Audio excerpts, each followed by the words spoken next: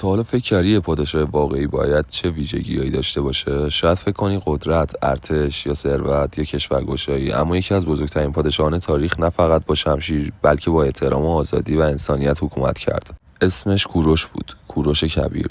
در حدود 2500 سال پیش پسری در سرزمین پارس به دنیا آمد، پسری که بعدها به بزرگترین فرمانروای تاریخ تبدیل شد. او فرزند کمبوجیه اول پادشاه پارسی و ماندانا شاهزاده ماد بود. از همان ابتدا پیشگویی‌هایی درباره آینده درخشان او شنیده می‌شد. حتی آستیاک پادشاه ماد و پدر بزرگ مادری‌اش از ترس اینکه کوروش حکومتش را سرنگون کند قصد کشتنش را داشت.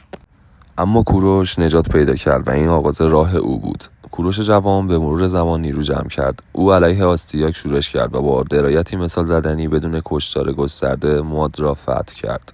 این اولین قدم در ساخت امپراتوری هخامنشی بود. او سپس به سراغ لیدی و بابل و دیگر مناطق رفت و ظرف چند سال یکی از بزرگترین امپراتوری‌های تاریخ بشریت را تشکیل داد. امپراتوری که از رود سند در هند تا سواحل مدیترانه گسترده بود. اما کوروش فقط یک کشورگشا نبود. برخلاف بسیاری از پادشاهان زمان خودش، او به مردم سرزمین‌های فتح شده احترام می‌گذاشت. او دین آنها را تغییر نمی‌داد، زبانشان را ممنوع نمی‌کرد و حتی حکمرانان محلی را سر جایشان می‌گذاشت. در روزگاری که خشونت و بردهداری رایج بود، کوروش درهای آزادی را رو به مردم باز کرده بود. یکی از مهمترین سندهای تاریخی مربوط به کوروش منشور حقوق بشر اوست. این منشور که بر روی یکی از استوانه‌های سفالی نوشته شده و امروزه در موزه بریتانیا نگهداری می‌شود، نخستین اعلامیه حقوق بشر جهان به شمار می‌آید.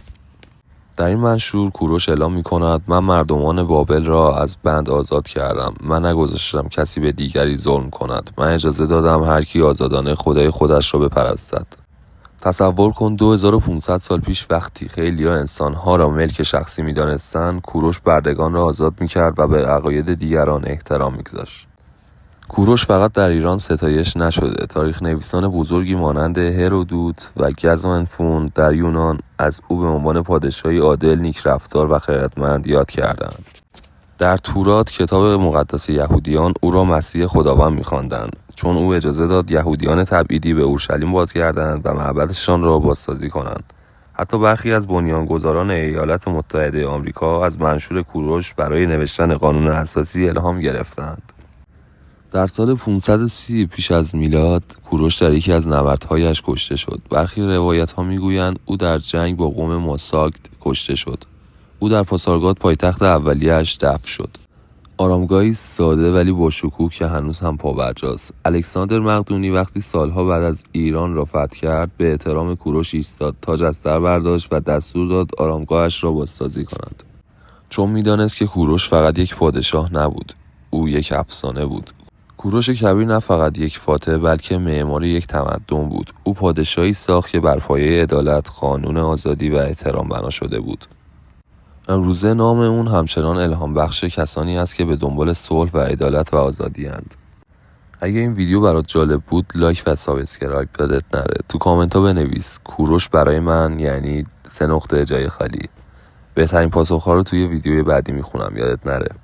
کوروش شاید رفته باشه اما ایده هاش هنوز زنده‌اند. پادشاهی که به جای شمشیر از عدالت استفاده کرد. دنیایی ساخت که هنوزم آرزوی خیلیاست. ممنون که تا آخر این ویدیو با من بودی. تا قسمت بعد، بدرود.